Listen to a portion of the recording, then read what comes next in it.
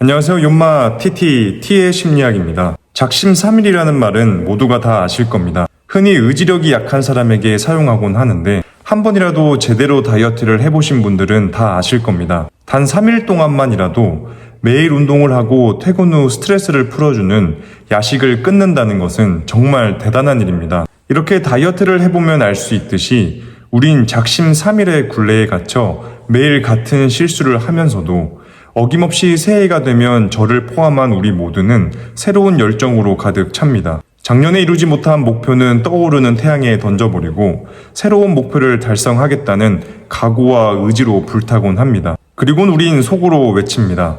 이번엔 진짜 바뀔 거야. 그렇게 다이어트 계획도 세우고 헬스장 등록도 하고 미뤄뒀던 자격증 공부를 위해 관련 책도 삽니다만 이상하게도 하루하루 지날 때면 타오르던 열정의 불꽃은 점점 사그라지고 딱 3일만 지날 때쯤 되면 꺼진 의지력에 재만 남아 있습니다. 그렇다면 우리는 왜 열정의 속임수에 매번 속고 또 속을 수밖에 없는지 그놈의 열정에 대해 여러분들과 이야기해보겠습니다. 열정에 대한 첫 번째 착각은 고갈되지 않는 자원이라고 생각하는 겁니다. 저를 포함한 많은 사람들은 결심을 지키지 못했을 때 자신의 열정이 부족한 탓이라며 자책을 하곤 합니다. 하지만 결심을 유지하지 못하는 것이 그냥 나약한 마음 때문만은 결코 아닙니다. 심리학에서는 의지력 고갈이라는 현상이 있습니다.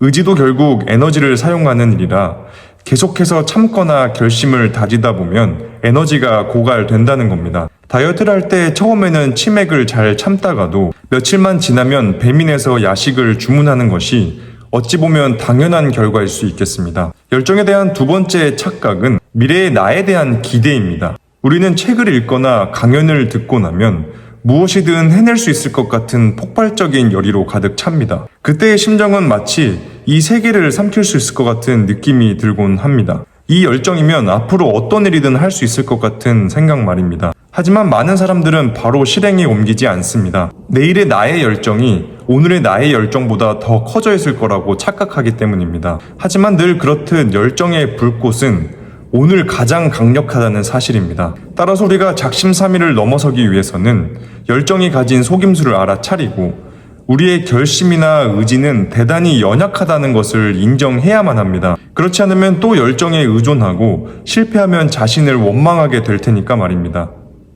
의지는 너무 쉽게 고갈되기 때문에 우리가 해야 할 일은 바로 환경을 설정하는 겁니다. 환경을 설정한다는 의미는 우리가 행동할 수밖에 없는 환경을 만드는 겁니다. 예를 들어 자신의 목표를 남들에게 알리는 것, 책을 읽기 위해 독서 모임에 참여하는 것, 운동을 하기 위해 러닝크루에 가입하는 것, 이러한 노력이 행동을 위한 환경 설정이라고 볼 수 있겠습니다. 이렇게 공동의 목표를 나눌 수 있는 집단에 참여함으로써 나의 행동을 유지하는 것이 자신 혼자만의 의지와 열정으로 행동을 유지하는 것보다 훨씬 강한 힘을 갖는다는 말입니다. 끝으로 드리고 싶은 말씀은 열정을 가져본 사람들은 모두 공감하실 겁니다.